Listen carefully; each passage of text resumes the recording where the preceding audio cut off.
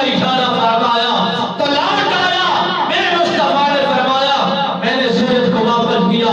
رب نے اپنی تقدیر اور نظام کو بدل دیا اور کہا میرے مصطفیٰ کا حکم معلوم ہے، میرا مصطفیٰ اسی بات پر راضی ہے، زمانے کو بتانا چاہتا ہے، زمانے کو دکھانا چاہتا ہے۔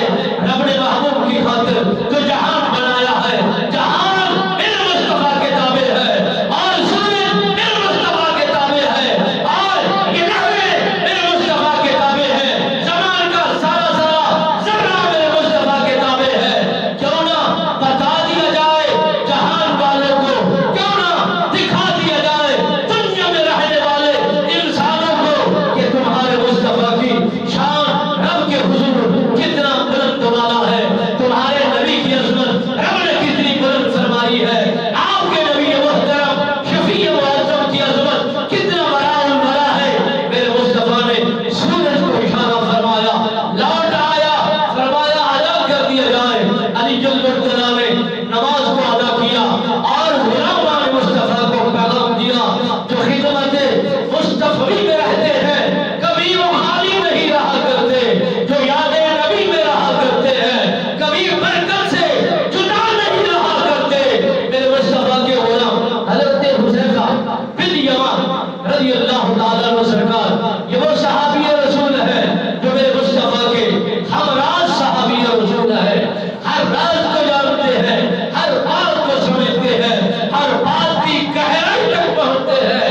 میرے مصطفیٰ نے فرمایا اے حذیفہ تو جانتا ہے کون کون منافق موجود ہے، میری ان صفوں کے درمیان کون کون منافق موجود ہے۔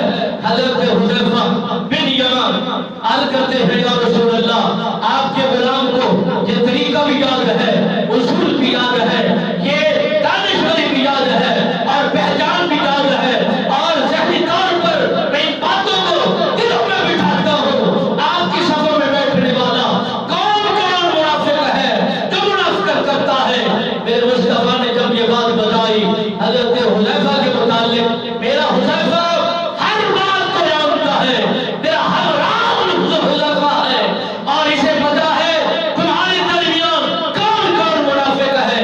حضرت عمر بن خطاب رضی اللہ تعالیٰ عنہ سرکار رات کے اندھیرے میں اٹھے، سفر کیا، حذیفہ بن یمان کے گھر میں پہنچے، دستک دی، دروازہ کھلا، حضرت حذیفہ بن یمان نے عرض کی حضور مہربانی فرماتے، کوئی آپ کو کام تھا، کوئی آپ کو مسئلہ تھا، پیغام بھیجتے، آپ کا غلام آپ کے دربار میں حاضر ہو جاتا۔ تکلیف کی ہے، آپ کو تکلیف ہوئی ہے اور آپ کو اتنا بڑا سفر کر کے آنا پڑا ہے۔